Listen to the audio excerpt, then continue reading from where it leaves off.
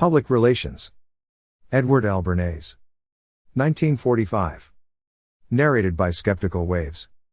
Part 1. The Growth of Public Relations. 6. The Public Relations of Expansion, 1800 to 1865. From the opening of the 19th century until the close of the Civil War, America grew, developed, and expanded in a manner unprecedented in history. That period of 6½ decades saw the rapid westward recession of the frontier. Parallel with this geographic expansion, the United States grew enormously industrially, financially, and technologically. Railways were built, ships launched, and turnpikes opened. On the eastern seaboard, factories multiplied rapidly as a result of the new steam-propelled machinery invented by the Industrial Revolution. And as industry developed to unheard-of levels of productivity, corporations and stock exchanges arose. The United States expanded from Boston and New York to the Rio Grande and the Pacific coast. Gold was discovered in California. Plank roads were built for buggy, stagecoach, and overland mail. There were real estate booms, growing department stores, huge southern cotton plantations worked by Negro slaves, and giant northern plants operated by workers who spun the cotton into textiles. In this period, the United States produced great literature. Ralph Waldo Emerson, David Thoreau, Herman Melville, Walt Whitman, and others voiced the new life that a race of pioneers was bringing forth on this continent. Amidst this great economic and intellectual development, communication was revolutionized by the invention of the telegraph in 1832 and the invention that made it possible, after 1863, to print both sides of a 4-page newspaper in one operation. The papermaking machine, patented in 1799, had taken paper fabrication out of the handicraft stage. The invention in Europe, in 1844, of a method of manufacturing paper from groundwood pulp made available a supply of raw material for the large-scale production of newsprint. While democracy advanced through the extension of the vote to more and more groups in our society, prosperous citizens and lobbyists corrupted state legislatures in order to obtain water, peer, and public utility rights. It was the era when the dollar came to be worshipped as almighty. America's amazing economic growth was accompanied by important political and social changes. Flourishing on the basis of the Bill of Rights, which gave every American the right to appeal to public opinion, reform movements agitated for free secular education, votes for women, world peace, the establishment of trade unions for industrial workers, and prohibition. Many vital issues competed for public interest and support and became public relations problems for the leaders of various groups in American society. There were conflicts between the commercial East and the pioneering West, between industry and agriculture, between the tradition set by Alexander Hamilton and that set by Thomas Jefferson and Andrew Jackson. There were debates over the settling of Utah by the Mormons and disputes over the annexation of new territory and over manifest destiny. But the overwhelming issue, the greatest of all the national problems and the most far-reaching in its impact, was slavery. Eventually the question led to the issue of indissoluble federal union versus the rights of secession. And in the end the issue was settled by civil war. Throughout these 6½ decades, American public relations kept advancing from the press agent techniques of colonial times to Abraham Lincoln's sound and conscious engineering of public opinion here and abroad in the interests of the Union. But the development of opinion molding proceeded unevenly and on various levels. When Washington Irving, for example, was ready to publish his Knickerbocker's History of New York in 1809, he acted as his own publicity man. Before the book was released, he launched a campaign. On October 26, 1809, he had the New York Evening Post run a news story headed Distressing. It related the mysterious disappearance from his lodgings of one Diedrich Knickerbocker. Actually, Knickerbocker was a fictional character Irving had invented as the author of his History of New York. Subsequent news stories kept building up the mystery of Diedrich Knickerbocker's disappearance. Then came a big scoop. The owner of the Columbian Hotel, where the mysterious Knickerbocker was said to have lived and from which he had vanished, announced that the gentleman had left behind a very curious kind of written book, which the hotel owner threatened to sell to cover Knickerbocker's unpaid bill. This news story was followed on November 28 by a paid advertisement in which Washington Irving's publishers, Inskeep and Bradford, announced that they were publishing Knickerbocker's History of New York. This publicity campaign ran for a month.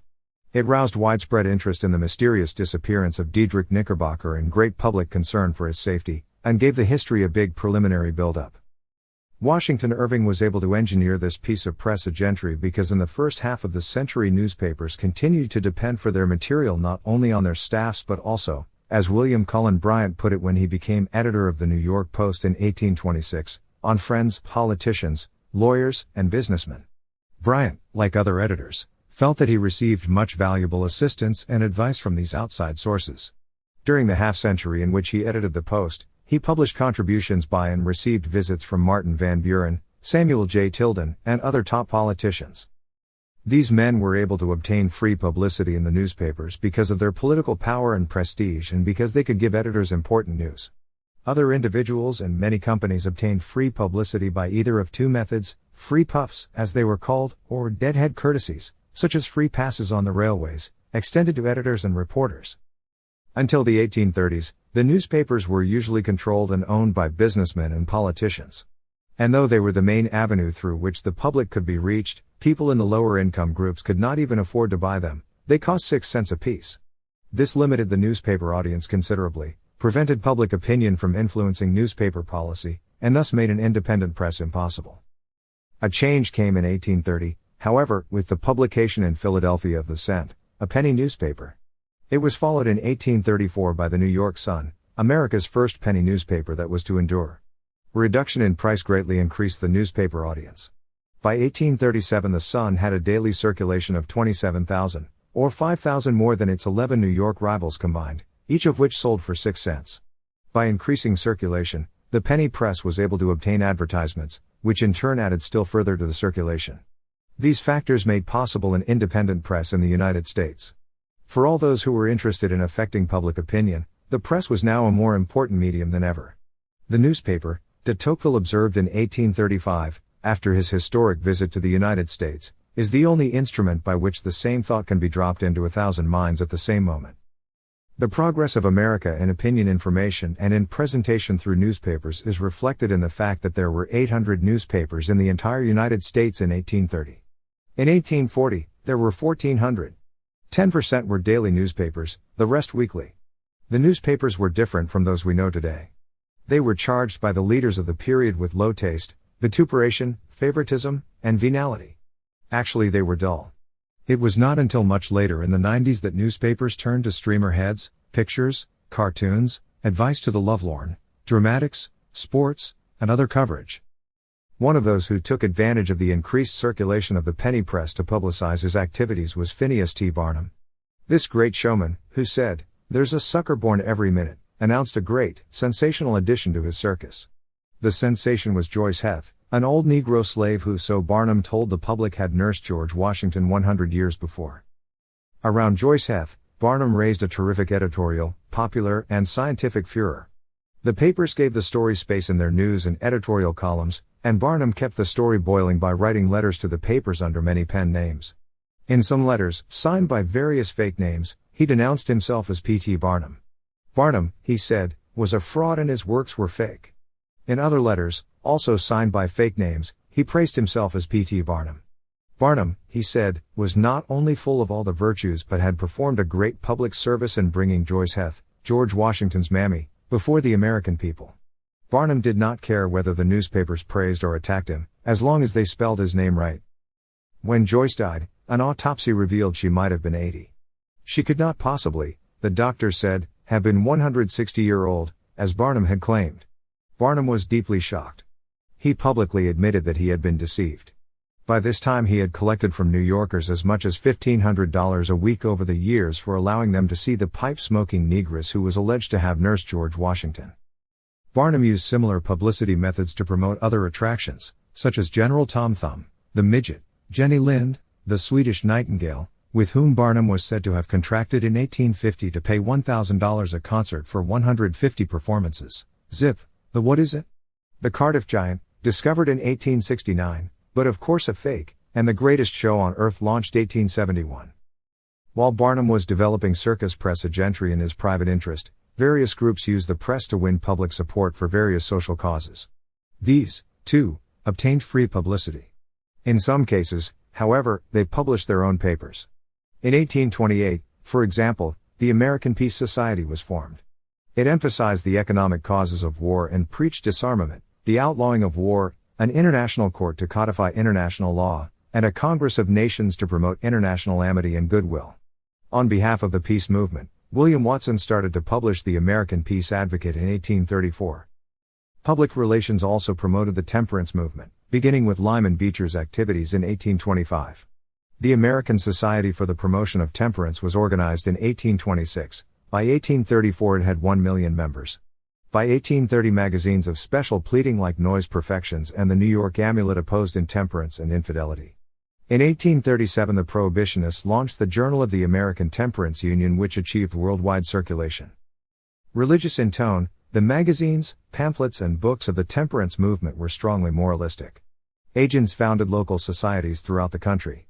Temperance speakers, amateur and professional, overran the nation, among them spectacular reform drunkards. The movement employed every available device to win public opinion: speeches, books, anthologies of poetry and song against the demon rum, pamphlets, and petitions to the legislatures.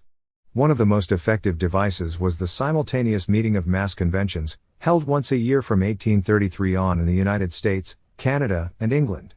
Some of the temperance magazines were called The Genius of Temperance, The Rumseller's Mirror, and The Drunkard's Looking Glass. Sermons denouncing alcoholic drinks sold in vast quantities.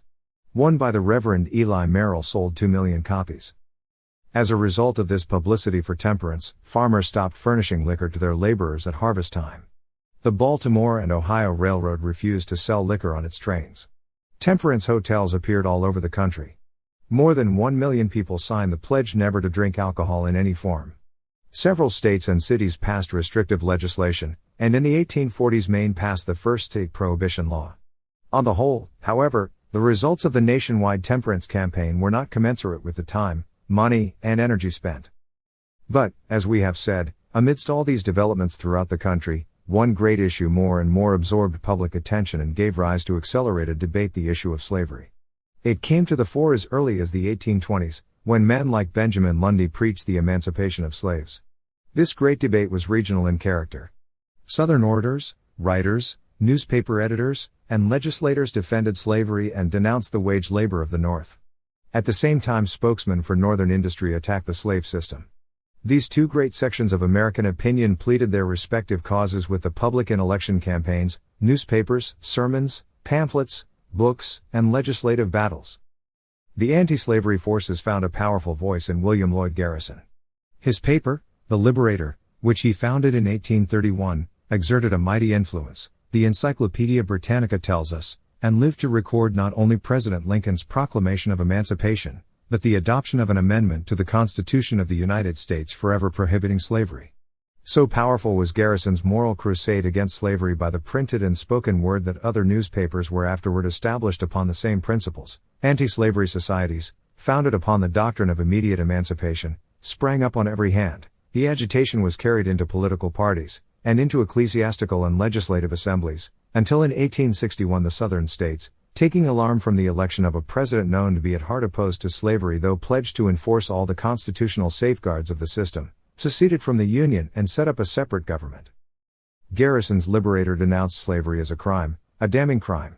Similar appeals to the public to support the abolition of slavery were made by R.G. Williams' Emancipator from 1834 to 1848, and by J.G. Bernays and G. Bailey's Philanthropist from 1836 to 1847.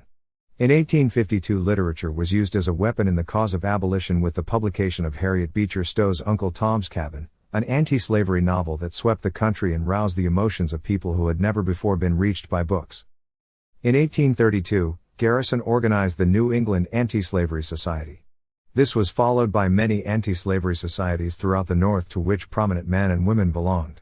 All these societies were amalgamated into one organization called the Abolitionists of the United States. Among other activities undertaken to win public support, the abolitionists sent Garrison to England to obtain the cooperation of the British abolitionists. There is a touch of modern public relations in Garrison's return to the United States with a protest signed by such leaders of England's anti-slavery movement as Wilberforce, Macaulay, and Daniel O'Connell. The South was indignant at the activities of the abolitionists. Mobs burned anti-slavery literature. Presidents Jackson and Van Buren objected to abolitionist propaganda which produced mob action. The Anti-Slavery Society had difficulty in raising its annual budget of $5,000, and its agents received only $8 a week in expenses. Even some Northerners were hostile to abolitionist propaganda. They interrupted meetings, destroyed abolitionist halls and printing presses, and even resorted to personal violence. But the abolitionist movement continued to grow in influence. From 1835 to 1860, the public relations campaign for the abolition of slavery employed every available device of communication, appeal, and action. To win public opinion, the abolitionists 1. Federated local anti-slavery societies into a national organization. 2. Attacked cotton brokering, boycotted the products of slave labor, and opened shops where they sold free goods. 3. Obtained signatures to thousands of petitions denouncing slavery and forwarded them to Congress in order to force debates on the slavery question. 4. Distributed thousands of anti-slavery papers and tracts, using even Southern post offices for that purpose. 5. Slipped references to the abolition of slavery into textbooks and popular works with a wide circulation throughout the country. 6. Brought pressure to bear on northern legislatures to obtain laws favorable to the anti-slavery cause. 7. Organized underground railways that helped slaves to escape. The effect of these public relations activities in the decades preceding the Civil War is indicated in the diary of John Quincy Adams, who wrote, "The public mind in my own district and state is convulsed between the slavery and abolition questions." Although the abolitionists were a minority, their public relations was so effective that many politicians were forced to modify their position on the slavery question. The South replied with a vast public relations program of its own in which congressmen, editors, clergymen, professors, and political leaders took an active part. In the Senate, Calhoun defended slavery on economic and political grounds. Other Southern members of Congress declared that slavery was moral and that it was sanctioned by the Bible and the Constitution. When arguments failed, the people of the South took action, jailing and sometimes killing abolitionists and forbidding the distribution of anti-slavery literature. Many modern techniques were already at work. Each side had a definite theme, objective, and strategy, used all available means of communication to reach public opinion, employed arguments based on practical considerations and theories about man and society, and appealed to various publics in American society in terms geared to influence them. This was true not only of the slavery question but of all related questions that divided North and South: the tariff, domestic policy, and foreign affairs as well. The new Republican Party spread abolitionist ideas. The Encyclopedia Britannica records that throughout the North and under such leaders as Seward, Lincoln, Chase, Henry Ward Beecher, and Horace Greeley, all the resources of the press, the platform, the pulpit, and the Lyceum or Citizens Debating Club were fully enlisted in the propaganda.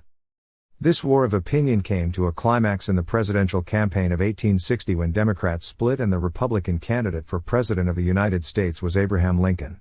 The Republican campaign in that year was extremely interesting from the public relations standpoint. The new party operated on what we would today call the segmental approach. It appealed to different publics in different ways, depending on each public's group interest.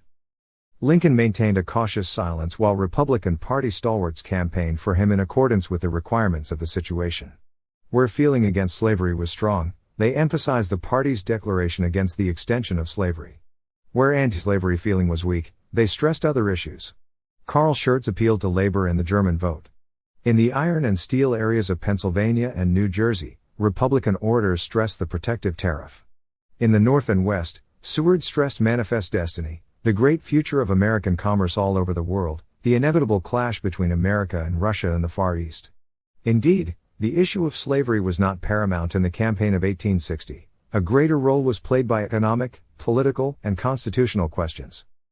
Lincoln's election as president was followed first by the secession of the Southern states, then in the spring of 1861 by the Civil War. Throughout the Civil War both sides carried on public relations activities to win public support. Semantics played an important role. Aware of the emotional impact of words, the North called the conflict the War of the Rebellion. The South called it the war between the states. Confederate leaders argued about what they should name their withdrawal from the Union. Jefferson Davis called it revolution, and to win foreign opinion to the side of the Confederacy, he sent emissaries to London, Paris, and Rome. On behalf of the North, Lincoln sent abroad more than 100 agents, among them Henry Ward Beecher, assigned to influence public opinion in England. Lincoln was the public relations genius of the Civil War. He had a profound understanding of the importance of public relations in a democracy like ours. In this and like communities, he declared at the beginning of the war, public sentiment is everything. With public sentiment nothing can fail, without it, nothing can succeed. Consequently, he who molds public sentiment goes deeper than he who accepts or makes decisions. Official government efforts to influence public opinion were accompanied by unofficial public relations activities by private citizens who used books, newspapers, sermons, and speeches to disseminate their views. These campaigns to influence public opinion centered around the Civil War and the economic, political, and social issues involved. The abolitionists pressed for the prohibition of slavery forever by law. Business urged state land grants to railway corporations, to homesteaders, and to colleges, as well as the importation of contract labor from Europe. A typical example of the way government officials and politicians used the press during the Civil War to convey their views to the public is the following letter from Lincoln's Secretary of War, Edwin M. Stanton, to James Gordon Bennett, publisher of the New York Herald. Writing in 1862, Stanton said, "I take the liberty to enclose to you some observations respecting the present state of things as they appear to me. To the re-establishment of commercial relations, I look, under Providence, for the restoration of the government, and that work I regard, in a great measure, accomplished by the opening of the ports occupied by our forces. I think that the public mind should be directed to this state of the question, and therefore venture to submit it to you." In this case, Secretary of War Stanton was using the press for public relations purposes in the tradition of the Colonial Hellfire Club and of Martin Van Buren's relations with the New York Post when it was edited by William Cullen Bryant. A new public relations trend was introduced, however, in connection with Union war finances. To finance the Union side of the Civil War, J. Cook and Company, leading bankers, experimented with floating a state loan. It was so successful that the Treasury Department appointed Cook to direct the sale of federal war bonds to the public. Cook did a phenomenal job in mass financing that made history. He not only raised the necessary funds but worked out organizational and public relations techniques that were to be used more than half a century later in the sale of Liberty bonds in World War I. To win the public's confidence in the Union and to rally its financial support, he used every available device. For the old system of selling small bond issues through bankers who reached few investors, Cook substituted big-scale, high-pressure sales methods that reached the savings of the public at large. From his Philadelphia office he sent out a large, capable, aggressive force of bond salesmen who covered the North by every means of transportation and sold bonds through local banks. He backed up these new sales methods by obtaining the editorial support of the press, running paid advertisements, and keeping in close touch and on the best of terms with newspaper reporters. Vernon L. Parrington, in Main Currents in American Thought, says, "In certain aspects J. Cook may be reckoned the first modern American. He was the first to understand the psychology of mass salesmanship. It was his fertile brain that created the syndicate and conceived and executed the modern American drive. Under his bland deacon-like exterior was the mind of a realist. He assumed that every man has his price, but he knew that few men like to acknowledge the fact even to themselves, so he was at immense pains to cover our poor human nakedness with generous professions. If he were to lure dollars from old stockings in remote chimney corners he must sell patriotism to his fellow Americans, and to do that successfully he must manufacture a militant public opinion. The soldier at the front, he announced in a flood of advertisements, must be supported at the rear. It was every loyal American's war, and patriotism demanded that idle dollars in greenbacks should be lent to the boys in blue, and a grateful government would return them, both principal and interest, in gold. To induce slacker dollars to become fighting dollars he placed his agents in every neighborhood, in newspaper offices, in banks, in pulpits, patriotic forerunners of the one-minute men of later drives. They also served their country, he pointed out, who sold government bonds on commission. He subsidized the press with a lavish hand, not only the metropolitan dailies but the obscurest country weeklies. He employed an army of hack writers to prepare syndicated matter and he scattered paying copy broadcast. His hired friends were everywhere. In 100 delicate ways he showed his appreciation of patriotic cooperation in the bond sales, gifts of trout caught with his own hands, baskets of fruit from his own garden. He bought the pressings of whole vineyards and cases of wine flowed in an endless stream to strategic publicity points. Rival brokers hinted that he was debauching the press, but the army of greenbacks marching to the front was his reply. It all cost a pretty penny, but the government was liberal with commissions, and when all expenses were deducted perhaps 2 millions of profits remained in the vaults of the firm, to be added to the many other millions which the prestige of the government agency with its free advertising brought in its train." As a result of his success, Cook became a White House advisor. In a sense he was a public relations advisor, for when he urged Lincoln to remove General McClellan it was on the ground that military defeat led to a drop in bond sales. The 2 decades that culminated in the Civil War also saw the development of public relations techniques, theories, and nomenclature. In Two-Way Street, Eric Goldman reports the first reference to the kind of activity that we now know as public relations. This reference was made in a talk on the theory and regulation of public sentiment, given in 1842 by Hugh Smith, rector of St. Peter's Church in New York City, before the alumni of Columbia University. Commenting on this talk, Goldman says, Admitting the evils of the press agent, Smith insisted that public opinion would always be made by human beings whether they were condemned or not for their activities. As a matter of fact, the Reverend continued, efforts to influence opinion were entirely legitimate, provided only that they avoided the employment of falsehood, appeals to prejudices or passions, and the proscription of those who will not fall in with particular opinions and practices. There was even a touch of the most modern public relations techniques in the rector's remarks. Opinion was often influenced, he commented, by the power of association, and the association was more likely to be implied than expressed. In those days even the New York Times went to a political boss for financial aid. Thurlow Weed, said to be generous with friends and associates, put Raymond, editor of the Times, under obligation by lending him money in 1854. Says Francis Brown, in his book, Raymond of the Times, financial ties bound the Times to the Seward-Weed machine, though the public was not aware of it.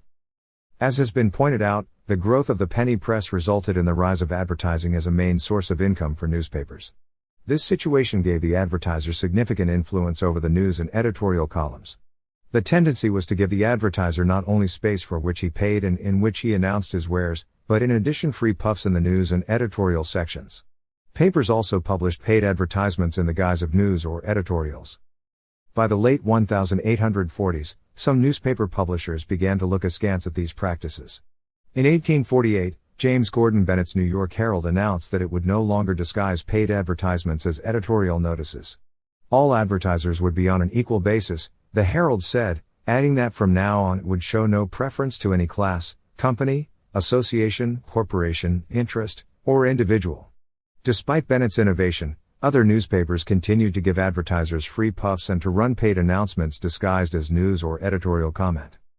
The practice is still prevalent today, when newspapers give free puffs to advertisers in the form of news and feature stories that appear in the theater, motion picture, food, building material, and automobile sections of the paper. In the 1850s, however, the practice covered all fields. In addition, the press was still subservient to powerful economic and political interests. Describing the role of advertisers and press agents in the 1850s, Frederick Hudson, in his Journalism in the United States from 1690 to 1872, reports that in 1854 Horace Greeley struck out against the prevailing practice of publishing paid advertisements as news or giving free puffs to advertisers. When you want an article inserted to subserve some purpose other than the public good, Greeley declared, you should offer to pay for it. It is not just that you should solicit the use of columns not your own, to promote your own or your friend's private interests, without offering to pay for them. The fact that you are a subscriber gives you no right in this respect. If the paper is not worth its price, don't take it. True, you may often crowd an article in, through the editor's complacency, that you ought to pay for, but he sets you down as a sponge and a sneak forthwith, and it is not often out of the way. If you wish to use the columns of any journal to promote your own or some other person's private interest, offer to pay therefor. There is no other honest way. Hudson, who published his book in 1872, adds, no matter outside of the advertisement columns should be paid for. When an editor talks about his space, and his time, and that he publishes a paper for his bread and butter, he tells his readers what they already know. But to admit matter in his news and editorial columns which is paid for is simply treating his readers dishonestly. Newspapers have two sorts of revenue, one comes from subscribers, and the other from advertisements. The former, in reading the contents of the news and editorial columns, do not expect to find, under the implied endorsement of the editor, all sorts of schemes for the making of money. They know what the advertisements are, and are influenced by them without imposition. Newspapers like the Tribune are now, we hope, beyond permitting their columns to be used in any other than in the most legitimate way. These practices were by no means restricted to the United States. In 1851 a French playwright named Léon Gozlan, commissioned to write daily editorials for a Paris newspaper, arranged with an advertising agent to sell salesmen the privilege of having their names appear in his editorials. Political propaganda of a dubious kind was also common in Europe. In order to discourage Germans from emigrating to the United States, for example, Saxony displayed placards on its street corners in 1854 announcing that Germans who had been foolish enough to go to America had been killed in Know-Nothing riots. But this kind of propaganda was worked both ways. In 1816-17 representatives of Dutch shipping firms, eager to get settlers, had spread propaganda that at Rotterdam and Amsterdam free transportation across the Atlantic was available. And in the 1820s landowners and emigrant agents had presented their advertisements in travel form in guidebooks. Propaganda can, indeed, be used for all kinds of purposes, Good, bad and indifferent, social and antisocial. Lincoln showed an awareness of the public interest aspect of public relations when he said, during one of his debates with Douglas, that what kills a skunk is the publicity it gives itself. When he entered the White House, Lincoln received all callers on what he called a public day. He used to describe these receptions as his public holiday baths. He understood the public relations value of these personal contacts, and he understood the importance of the press. During the Civil War, the New York Herald quoted him as saying, "The press is no better friend than I am no one who is more ready to acknowledge its great power for both good and evil. I would always like to have it on my side, if it could be so very much depends upon sound public opinion. Do you gentlemen who control so largely public opinion, do you ever think how much you might lighten the burdens of men and power those poor unfortunates weighed down by care, anxieties, and responsibilities?" During the war, the following factors gave press a gentry new and greater impact: the expansion of the newspaper industry, the growth of advertising with its free puffs and editorial notices, the newspaper interviews, an American invention that displaced the publication of unsolicited articles by authorities in various fields. These developments gave newspaper staffs greater control of news material and contributed to changes in the arts of opinion molding.